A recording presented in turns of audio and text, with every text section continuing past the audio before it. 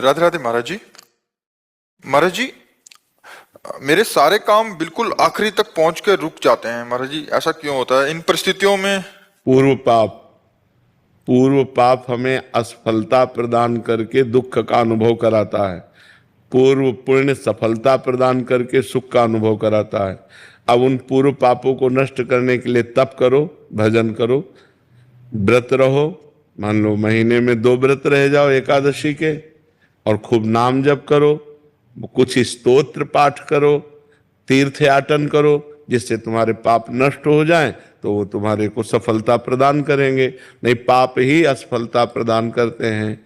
सब कोई सोचता है, सब कोई कामना करता है, लेकिन सबकी कामनाएं थोड़ी पूर्ण होती हैं। और नाम जप करो, भगवान से चित्त जोड़ो, तो हम आपसे सही कहते हैं। आप सोचोगे कि ऐसा हलवा मिले, तो जैसा सोचा वैसे ही हलवा तुम्हें खाने को मिल जाएगा। जो इच्छा करी हो मन माही, प्रभु प्रसाद कछु दुर्लभ नाही। अब पाप कर्म करो, सोचो कि हमें सुख मिले, तो कैसे मिल सकता है? फिर तो नहीं मिल सकता।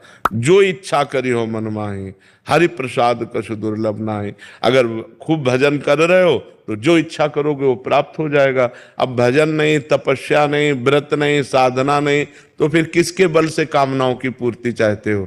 कामनाएं करते रहो, दुखी होते रहो, चिंता, शोक, भय, मृत्यु, इन्हीं को प्राप्त होता है जीव। इसीलिए सबसे कहते हैं अध्यात्म से जुड़ो, अध्यात्म ही तुम्हें सुख प्रदान करेगा। तुम पैसा कमा सकते हो, तुम नाना प्रकार की पद प्रतिष्ठा प्राप्त कर सकते हो, लेकिन आत्म शांति नहीं। आत्म शांति तो भजन से मिलेगी। आप गरीब हो लेकिन धर्म से चलते हो, प्रसन्न हो, इससे बढ़िया जीवन क्या है? आप धनी हो, वासनाओं का भूत चढ़ा हुआ है, भोगों में पागल हो, अशांत हो, चिंतित हो, दुखी हो, इससे बड़ा नरक क्या है? तो जो सुख है वो शांति में है। जो शांति है वो परमात्मा स्वरूप है। भगवान का स्वरूप क्या है? शांताकारम। भगवान शांत आकार है ना, तो वो शांति, हम भगवान के अंश है ना, तो हमें शांति चाहिए।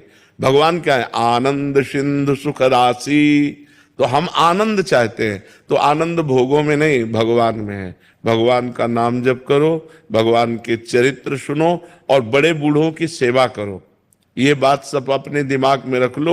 जो अपने बड़े बूढ़ों का तिरस्कार करते हैं वो कभी सफल नहीं हो सकते। अगर सफलता प्राप्त करनी है तो माता पिता की आराधना करो,